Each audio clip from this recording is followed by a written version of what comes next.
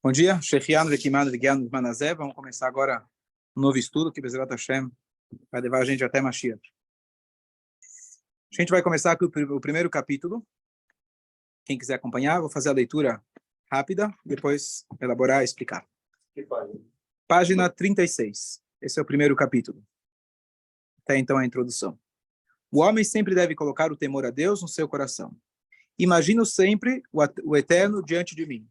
O cumprimento dessas palavras é uma regra importante, a observância da Torá é virtude dos justos que seguem o caminho de Hashem.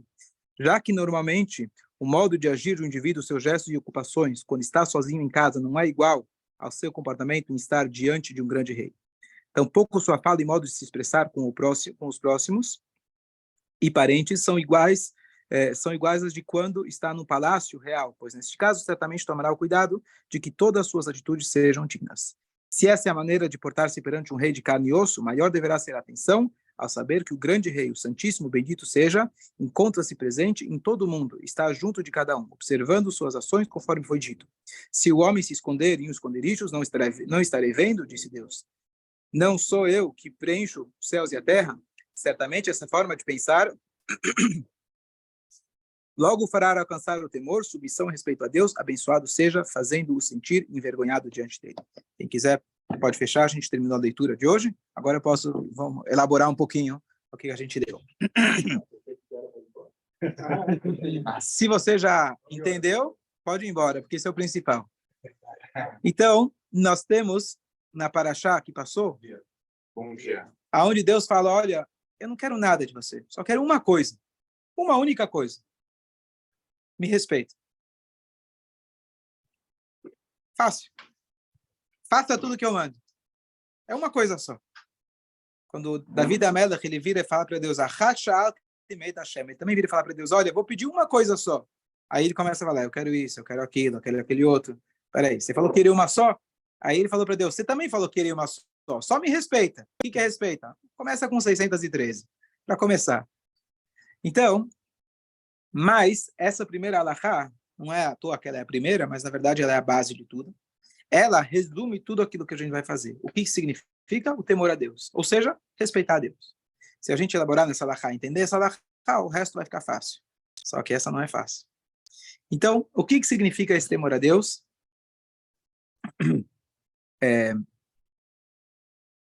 Vou falar uma coisa.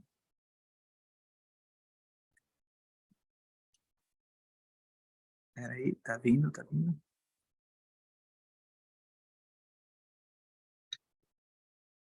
Ah, lembrei. Então, eu estava dando um shiur para uma pessoa semana passada. Eu falei, a gente estava lendo sobre temor a Deus. Aí eu perguntei para ele, você conseguiu passar esse conceito para os filhos? Ele falou, acho que sim. Eu falei, como? Através das atitudes. Eu sou uma pessoa honesta, eu trabalho, sou um bom pai. Eu falei, ótimo, mas isso não é suficiente. Falei, por que não? Porque é claro que a gente tem que ter atitudes, mas quem disse que essas suas atitudes estão sendo em virtude do temor a Deus?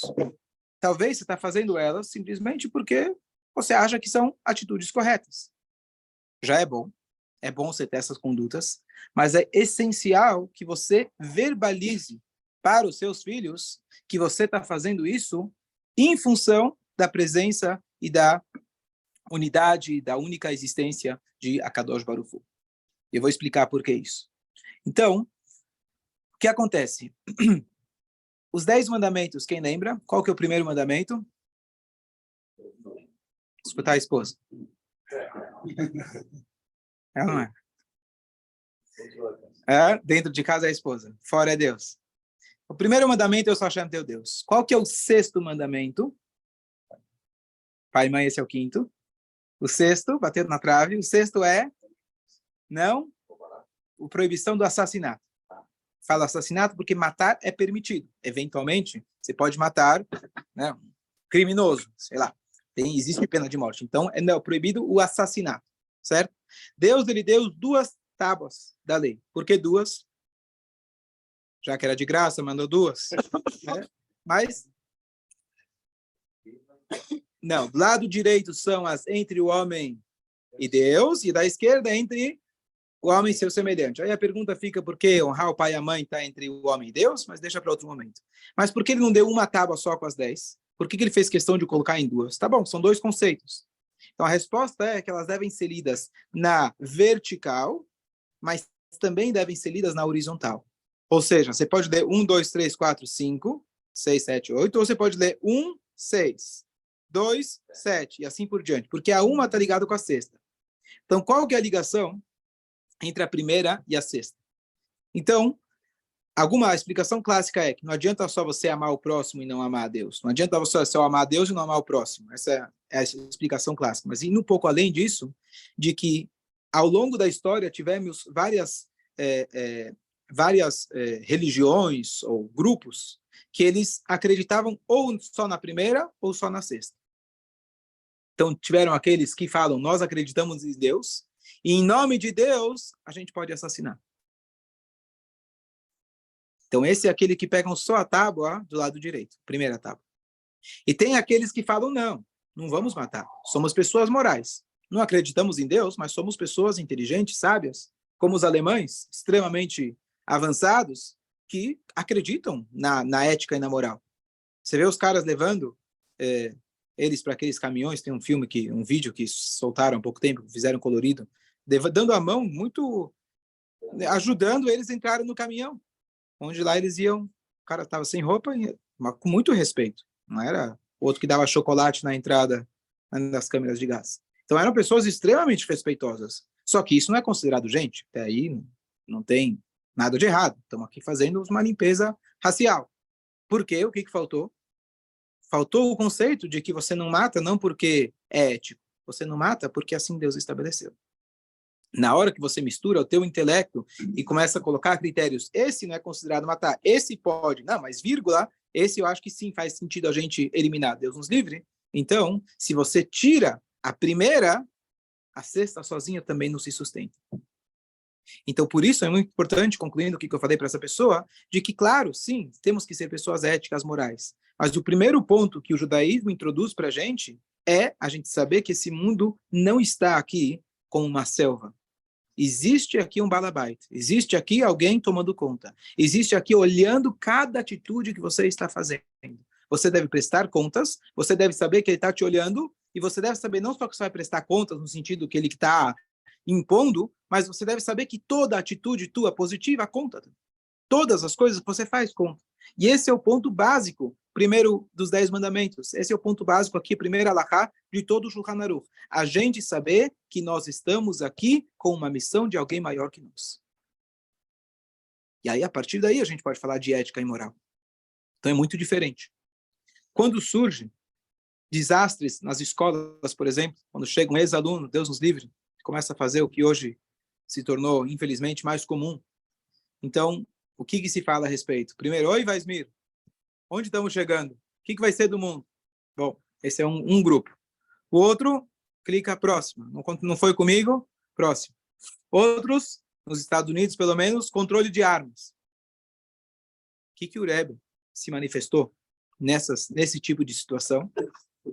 Então, o Rebbe falou, ele fez uma campanha, na verdade, nos Estados Unidos, que em cada escola tenha 1 minuto de silêncio. Não com 1 minuto de silêncio, como faz quando alguém falece, mas 1 minuto de silêncio diariamente, em que cada um possa meditar sobre Deus. Em silêncio, por quê? Escolas públicas, né? Escolas públicas, né? Mas por que silêncio? Porque se você estabelecer uma reza, cada um vai para o seu lado. Cada um vai colocar a sua figura. Então é silêncio. Mas a gente saber que existe alguém acima de nós. No Brasil, quando queriam fazer isso, perguntaram para o Rebbe, ele falou que não, porque aqui, sendo um país cristão, católico, etc., diretamente iam associar com uma figura de idolatria. Mas o conceito é que a salvação, isso que o Rebbe acreditava, para a sociedade, é introduzir o conceito de Deus. E aquele Deus que ficou no armário, que muita gente jogou para trás quando surgiu as descobertas científicas, ou quando surgiram a filosofia, ou quando surgiu qualquer outra coisa que poderia, teoricamente, substituir Deus, e Deus recebeu, coitado, um apelido, um nome muito ruim por aí, ninguém mais quer saber dele, mas ele é único, realmente, a presença dele, a gente saber que a gente tem que ser, tem que ter responsabilidade pelas nossas atitudes, é a salvação. Não só para judeus.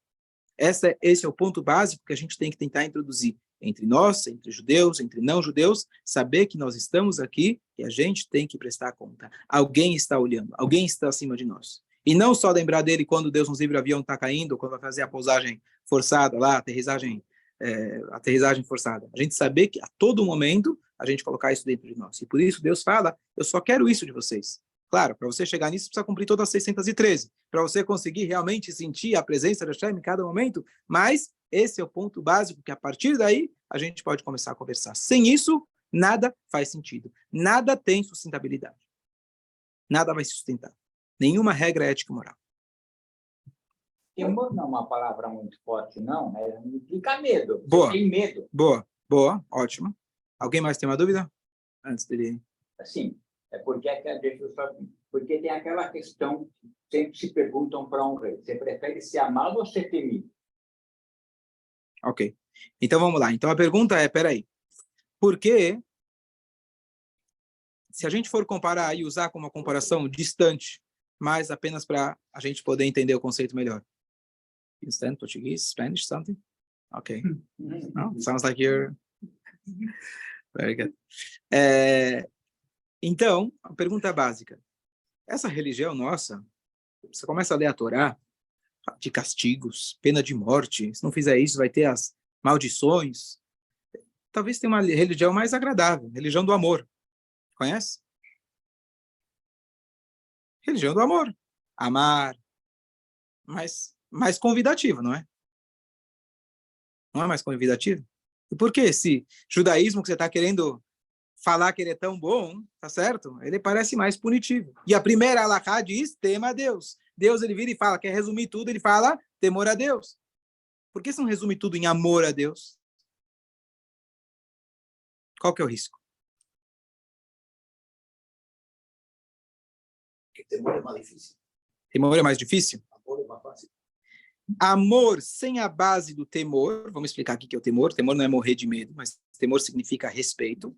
Amor sem a base do respeito não se sustenta. Resumindo uma frase curta, a gente tem a frase do Teilim, capítulo 94, que fala: Kel nekamot Hashem, kel nekamot afia. Deus da vingança apareça. Deus da vingança, olha só, que pesado, né? Seria melhor Deus do amor. Então, a frase que resume isso é que existe uma religião que diz que Deus é do amor, mas a vingança eles fazem. Quando precisou, 1500, cruzadas, etc., eles fizeram a vingança. E Deus é do amor. A gente fala, Deus é da vingança, deixa ele fazer a vingança, e a gente pratica o amor. Ou seja, eu vi que você olhou para o lado. Não, a gente tem que se defender quando precisa, tá certo? Mas nós não somos um povo vingativo, nunca fomos. Por toda a opressão que a gente passou. Então, o ponto principal é o seguinte, vamos usar nos relacionamentos, tá certo? Então, hoje se fala muito, I love you, tudo é amor, tudo é amor. É verdade. E a gente tem que focar no amor. Mas o amor, ele tem que estar baseado no respeito. Se não tem o respeito básico, o amor, ele consome. O amor, ele é fogo. Ele consome e ele destrói. Paixão, pode me ajudar, vem numa linguagem lá do latim que tem a ver com patos, que tem a ver com patologia. Boa. Certo? Então, paixão, sofrimento. Então, a gente acha que paixão, estou apaixonado, esse é a maior, né, o sonho, né? Então, a resposta é que paixão é sofrimento, tá certo? Ou seja, paixão é maravilhoso, a gente quer ter paixão, mas o primeiro ponto de tudo na vida, de qualquer relacionamento, começando pelo nosso relacionamento com Hashem, é o respeito básico. Saber que tem linhas vermelhas que você não pode passar. Sem isso, nenhum amor vai se sustentar. Então, por isso, você vai ler a Torá, às vezes parece muito duro. Claro que às vezes você precisa se aprofundar e entender por quê e como aonde. Mas a gente saber que a base, Hashem realmente ele ama muita gente. Para que esse amor se sustente, ele coloca em primeiro lugar, precisa ter respeito. Respeito significa você entender que tem alguém acima de você. Se eu começo com a premissa amor, significa que somos brothers. Não é isso. Somos brothers, eu e Deus não somos brothers. Ele pode até chegar nesse nível de ser nosso brother. Tem aqui a passagem no Cântico dos Cânticos, fala que Deus é minha noiva, Deus é minha irmã, Deus é minha mãe. tem vários níveis de relacionamento. A gente pode até, entre aspas, se igualar a Deus. A gente pode até ser pai de Deus, no sentido que a gente está fazendo coisas que a gente está agregando para ele, assim por dizer. Mas o primeiro ponto é, ele está acima da gente. Quanto mais paixão, mais sofrimento. Né? Quanto mais paixão, mais sofrimento. Normalmente, se tem só paixão, sem a base de respeito, o sofrimento é muito grande. É muito grande. Porque não se sustenta.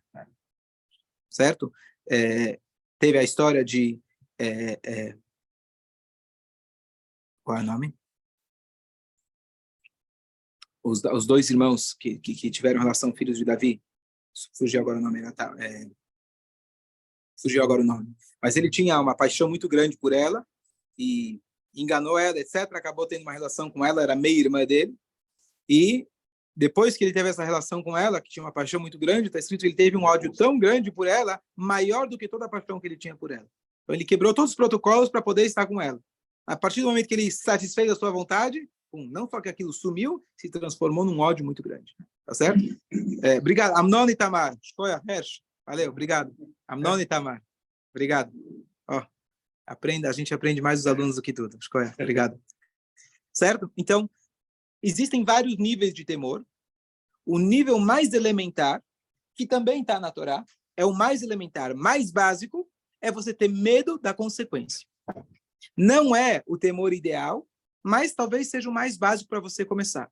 Então, se o aluno se comporta bem porque ele tem medo de apanhar, claro que não é o ideal. Você espera que quando ele cresça, ele já entenda que vale a pena estudar sem o medo. Vale a pena estudar pelo bem dele. Mas, entre fazer o que você quer e ter medo do pecado, medo da consequência, é melhor você ter medo da consequência. Pelo menos você não fez nada de errado. Então, se alguém na hora H vai cometer um crime, ele fala, não, eu estou com medo que a polícia vai me pegar. Tá bom, é um cara que está precisando se educar, melhorar muito o nível de moral dele. Mas, se pelo menos assim, isso freou ele de tomar uma atitude errada, tá valendo. Então, a Torá coloca para a gente os castigos. Mas, se você chega, eu sempre falo esse exemplo, se tua esposa chega e fala, olha, vai no sacolão fazer para mim as compras. Aí você fala, o que eu vou ganhar com isso? Aí ela vira e fala, bom, não sei o que você vai ganhar, vou te dizer o que você vai perder com isso. Não vai ter jantar hoje à noite. Tá triste essa relação. Tá certo? Tá muito triste. Mas, vamos dizer, tá funcionando. O cara vai lá e vai fazer as compras. É isso que você quer? É isso que você almeja? Não. Dá um outro exemplo. O que significa respeito? Deus nos livre, né? Um homem, ele tem um pensamento e fala, bom, minha esposa está viajando. Estou sozinho aqui, ninguém vai saber, deixa eu aproveitar. O cara fala, não vou. Por que não vou? Então um vai falar, bom, talvez ela descubra. Ok, pelo menos não fez nada de errado. Talvez ela descubra. O outro, ele tem medo. Qual que é o medo dele? Eu vou quebrar essa relação? Não é o medo da reação dela, é o medo que ela vai descobrir. É o medo de eu perder essa relação. Como que eu vou trair essa relação que tanto eu fiz por ela? Então não é um medo de, talvez vai descobrir. É um medo de perder essa relação. Também é um medo, mas é um medo mais elevado. Justamente por gostar dessa relação, ter investido nela, como que eu posso fazer uma coisa dessas? Então, esse é um nível mais elevado de medo. Então, você tem vários níveis de amor, o Tânia descreve, os livros místicos escrevem, mas o mais elementar que seja é o medo do castigo. Existe. Não é o que a gente almeja, mas pode ser, para alguns, pode servir. Tomara que a gente já esteja no nível mais elevado. Como que a gente traz esse sentimento constante da gente saber que a Hashem está nos olhando a cada instante? Se a gente tivesse essa consciência o tempo todo, nunca a gente ia pecar.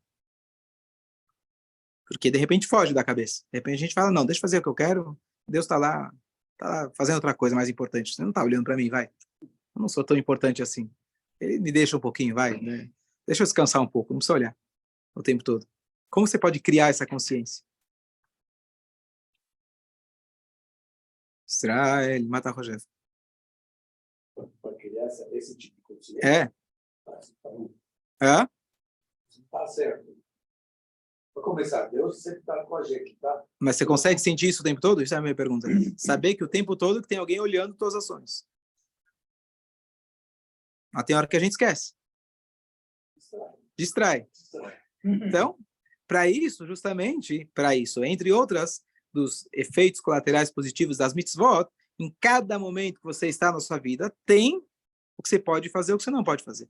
As mitzvot abrangem todas as áreas da tua vida. Então, a cada momento está sendo testado ou provocado para você lembrar o que você deve fazer e o que não deve fazer. Então, se você, o tempo todo, agora é hora de rezar, agora é hora de estudar, agora preciso fazer uma escolha, ser honesto ou não ser honesto, e assim por diante. O tempo todo eu estou fazendo essa escolha, então eu vou criando essa consciência, e quanto mais eu criar essa consciência, mais ela vai gerando efeito. E a minha conduta vai se alinhando com a vontade de Hashem.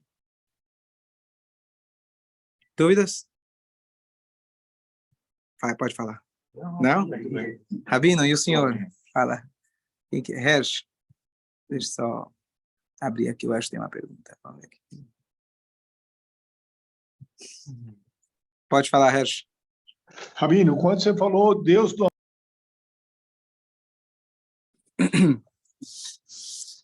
Agora, quando a gente fala de submissão a Deus, respeitar a Deus, fazer o que Ele quer, a nossa, talvez, primeira impressão seria o quê? Deus mandou, eu faço. Fé cega. Deus mandou, eu faço. Então, vamos supor, uma pessoa boa, aparentemente, a pessoa perfeita, conforme esse primeiro artigo, seria o quê? Pessoa que lê todas essas leis aqui, ele leu tudo, olha, eu não gostaria de fazer, mas Deus pediu, estou aqui, vou fazer tudo. Então, tudo que ele aprende aqui cada dia, implementa na vida dele, transformou, hoje não pode, não sabia dessa daqui, tá bom, agora a partir de hoje, perfeito. Não entendi por quê, não sei por quê, mas está aqui.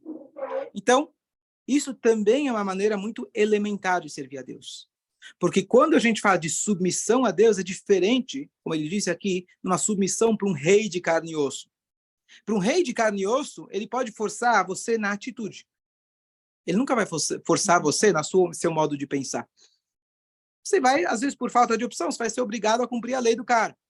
O cara é tirano, o cara é malvado, mas se não tem jeito, você vai acabar cumprindo. Não é aquilo que você acredita.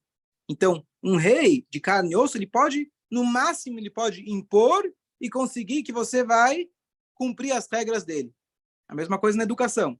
Um pai que força o filho, o pai que ameaça o filho, o pai que bota medo, o que ele vai conseguir, na melhor das hipóteses? Um filho que ele está disciplinado. Agora, quando ele sair da casa dele, provavelmente ele vai educar os filhos diferente, provavelmente ele vai buscar um rumo diferente, se aquilo foi de forma opressiva. Quando a gente fala receber a submissão de Hashem, Hashem não quer apenas a tua atitude. Hashem quer teu coração, Hashem quer teu intelecto, Hashem quer que você consiga alinhar não somente a tua atitude, começa com a atitude, tá bom? Mas ele quer que você, com o tempo, tenha submissão total. Submissão total significa que até a sua forma de sentir e pensar e entender está alinhada com o que está escrito aqui. Então não basta você simplesmente fazer o que Hashem está mandando. Venishma. Nishma significa a gente precisa tentar elaborar que esse temor não seja o temor no sentido eu faço porque eu estou com medo. Eu vou fazer, talvez eu comecei por causa do medo, mas eu faço porque eu entendo que isso é a vontade de Hashem. Vale a pena para mim. É a melhor maneira de eu viver. Então o estudo da Torá permite a gente fazer esse trabalho não apenas no sentido prático, e sim também a gente alinhar a maneira que a gente sente, a maneira que a gente entende, para entender que tudo isso aqui, mesmo que não tenha lógica, mas tem um sentido eu fazer, tem um motivo para eu fazer, tem alguém que está por trás me incentivando, esperando que eu faça aquela realidade. Então, novamente, a dificuldade de estudar o Kitzur Shulchan Aruch é você ler apenas a parte que fala o que pode, o que não pode, o que pode, o que não pode, mas esse é o começo, essa é a base. Mas nosso intuito aqui, Bezat Hashem, através da Talachot, a gente tentar também trazer essa parte mais filosófica, emocional, para a gente entender que o que está escrito aqui realmente são as notas musicais para que a música nossa da alma possa tocar Bezat Hashem.